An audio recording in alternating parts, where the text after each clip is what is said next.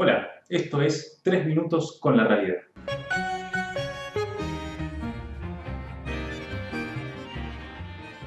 En la entrega de hoy vamos a comenzar con un comentario de Facebook que dice lo siguiente: el hombre puede hacer lo que desea, pero no puede desear qué es lo que desea hacer. El comentario requiere una participación activa del lector para ser comprendido y está señalando algo bastante profundo que trasciende el ámbito de las palabras. Es decir, por un lado yo puedo comprender mi libertad para hacer cosas y mi relación con los deseos, pero hay una pregunta que trasciende ese sistema de relaciones, que es: ¿quién es el que desea? ¿De dónde viene el deseo? ¿Se puede elegir desear? ¿Soy libre de mis deseos? ¿Soy libre de elegirlos? Este comentario, que justamente aparece en un ámbito cotidiano, pero que sin embargo abre la puerta hacia una pregunta sin respuesta, se encabalga con lo que vienen señalando diversos pensadores a lo largo de la historia. Hay otro compañero de internet, Chuck Rice, que dice lo siguiente: So we can take every single one of these senses and know that they're not us, but if you combine all five of them together, we create this illusion of a self.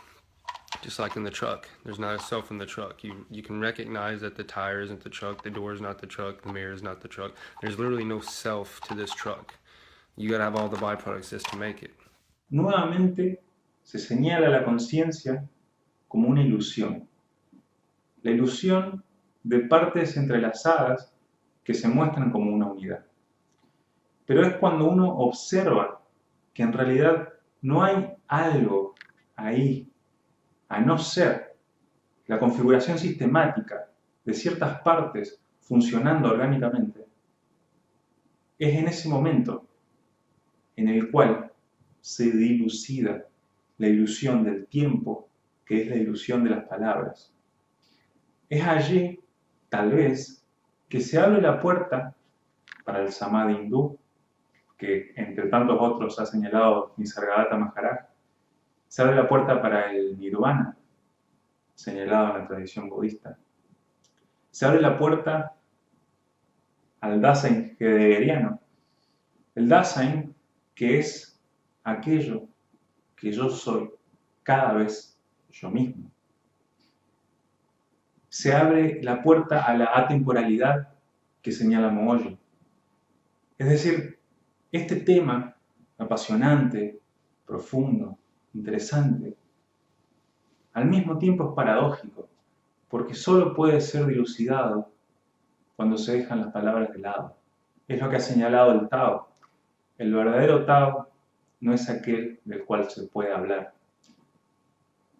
Es decir, la respuesta a la pregunta que estamos tratando ahora solo puede ser respondida cuando se deja de buscar la respuesta a esa pregunta.